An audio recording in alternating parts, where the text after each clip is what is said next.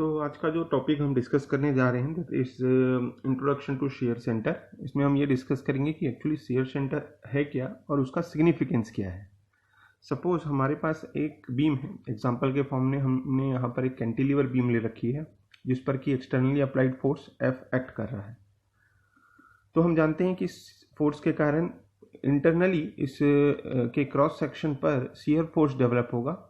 Late उस shear force की value upper portion के लिए S1 है, बॉटम वाले पोर्शन के लिए S3 है और जो वर्टिकल पोर्शन है इधर इसके लिए ये सपोज S2 है।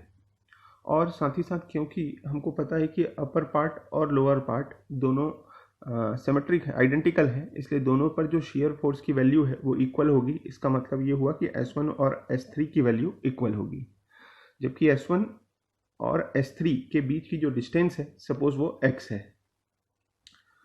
तो यहाँ पर हम ऑब्जर्व कर सकते हैं कि S1 और S3 जिनकी वैल्यू इक्वल है और बीच की डिस्टेंस x है, वो यहाँ पर एक अनबैलेंस मोमेंट फॉर्म करेगा जिसका अमाउंट होगा, जिसका मैग्नीट्यूड होगा S1 इंटू x। अकेला यहाँ पे फोर्स बचेगा S2 जो कि कोई बैलेंसिंग मोमेंट डेवलप नहीं कर सकता। तो इसका मतलब ये हुआ कि S1 और S3 के अनबैलेंस मोमेंट के कारण एक्चुअली ये ऑब्जेक्ट क्या करना चालू करेगा, ट्विस्टिंग। यहाँ पर हमने फोर्स लगाया था F ये सोचते हुए कि ऑब्जेक्ट बेंड होगा। हम चाहते थे कि यहाँ पर बेंडिंग, हम जानते हैं कि यहाँ पर बेंडिंग होगा, पर इस फोर्स F के कारण जो इंटरनली यहाँ पर शेयर फोर्स डेवलप हो रहे हैं वो बेंडिंग के साथ साथ एक अनवांटेड ट्विस्टिंग भी प्रोड्यूस कर रहे हैं इस अनबैलेंस्ड मोमेंट के कारण।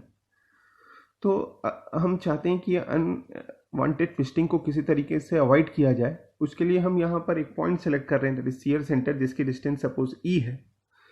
उस पॉइंट पर, ये पॉइंट ही एक्चुअली कहलाता है आपका शियर सेंटर। अब जो एक्सटर्नली अप्लाइड फोर्स है अगर हम यहाँ से पास कराएं और सपोज यहाँ पे फोर्स की वैल्यू S2 है, जिसके कारण फाइनली S2 का मोमेंट जो कि, या S2 का कपल जो कि S2 इंटू E है, और जो S1 का अनबैलेंस कपल था already that is S1 into x, वो बैलेंस होगा।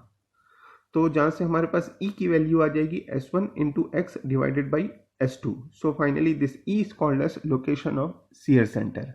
तो ओवरऑल समरी ये है एक्चुअली कि शियर सेंटर वो पॉइंट है जहाँ पर हम एक एक्सटर्नली अप्लाइड फोर्स लगा के किसी बीम के अनवांटेड ट्विस्टिंग को अवॉइड कर सकते हैं।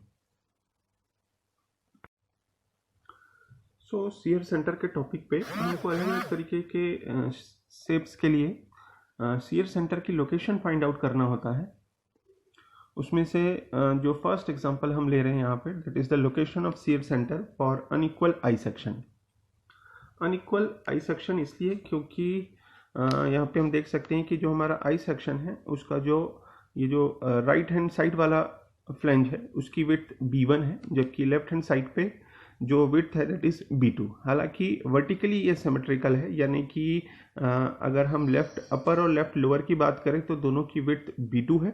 अगर हम राइट अपर और राइट लोअर की बात करें तो दोनों की जो विड्थ है दैट इज B1 है। तो अनइक्वल है इसलिए क्योंकि left hand side right hand side पर जो फ्लैंज है उनकी वैल्यू, उनकी जो लेंथ है वो अनइक्वल है। सो इस डायग्राम शियर सेंटर की डेफिनेशन के अकॉर्डिंग अगर देखें जो हमने डिस्कस किया था, यहाँ पे जो शियर फोर्स एक्ट कर रहा है दैट इज S1 और बॉटम पे जो शियर फोर्स एक्ट कर रहा है S1, ये मिलके एक अनबैलेंस कपल फॉर्म करेगा।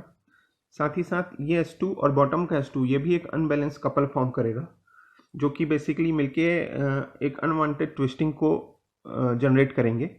तो इसके लिए हमारे पास यहाँ पर एक शियर सेंटर की लोकेशन फाइंड आउट करना है जिस पर कि हम एक वर्टिकल फोर्स S लगाएं, ताकि ये S और जो इंटरनली यहाँ पर एक्टिंग S है आपका शेयर फोर्स, ये दोनों मिलके एक बैलेंसिंग कपल यहाँ पर डेवलप कर सकें और फाइनली हम अनवांटेड ट्विस्टिंग को अवॉइड कर सकें। तो पूरे टॉपिक पर एक्चुअली हमको फाइंड ये करना है कि इस E की लोकेशन हमको फाइंड आउट करना है, E का अमाउंट हमको फाइंड आउट करना है, जिससे कि शेयर सेंटर की लोकेशन यहाँ पर डिफाइन हो सके।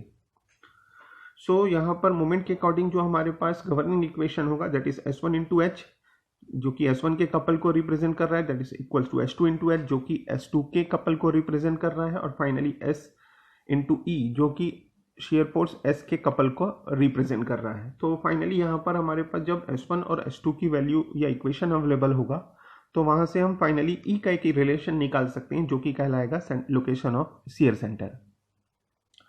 तो इस ई के इक्वेशन को फाइंड आउट करने के लिए या location of shear centre find out करने के लिए हम यहाँ पे कंसिडर कर रहे हैं वन बाई वन। पहले हमको S1 और S2 की वैल्यू निकालना पड़ेगा। पहले हम S1 पे कॉन्सेंट्रेट कर रहे हैं, इसलिए S1 वाले पोर्शन पर एक एलिमेंट्री एरिया DA हम यहाँ पे कंसिडर कर रहे हैं, जिसकी डिस्टेंस इस फ्री सरफेस से x है, जिसकी जो एरिया है दैट इज DA है, और इसकी जो थिकनेस है दैट इज सपोज T1 है।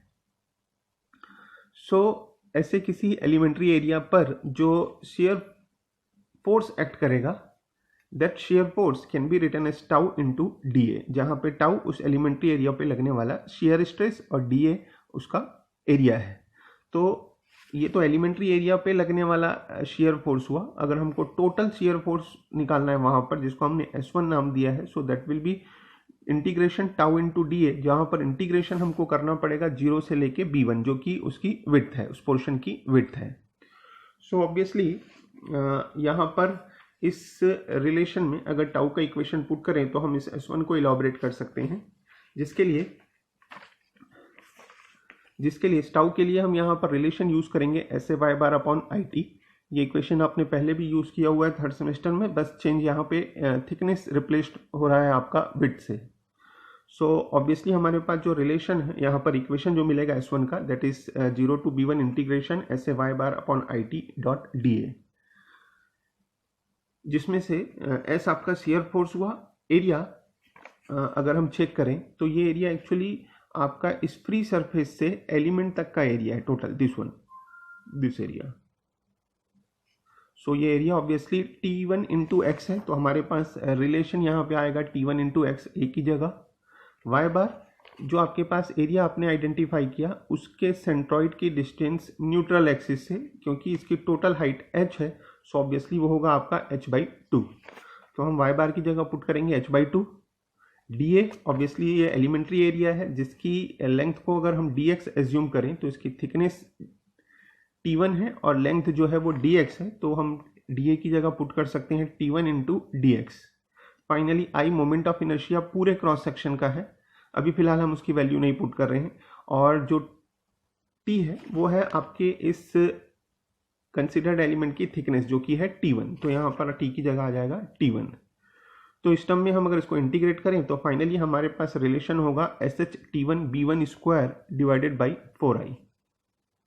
जैसे हमने S1 की वैल्यू फाइंड आउट की एलिमेंट्री एरिया लेके, ठीक वैसा ही काम हम इस तरफ भी रिपीट कर सकते हैं, जहाँ पर हम फिर से एक एलिमेंट्री एरिया एज्यूम करेंगे, जिसकी डिस्टेंस यहाँ से फिर से x होगी। ठीक है, यानी कि जो आपने काम राइट हैंड साइड पे किया वही काम आप रिपीट कर सकते हैं लेफ्ट हैंड साइड पे to find out the value of S2। So similar procedure को फॉलो करके S2 का जो रिलेशन आएगा हमारे पास, that is SH T2 B2 square divided by 4I। और फ्रॉम इक्विलिब्रियम इक्वेशन हम फाइनली E फाइंड आउट कर सकते हैं, that is S1 minus S2 divided by S।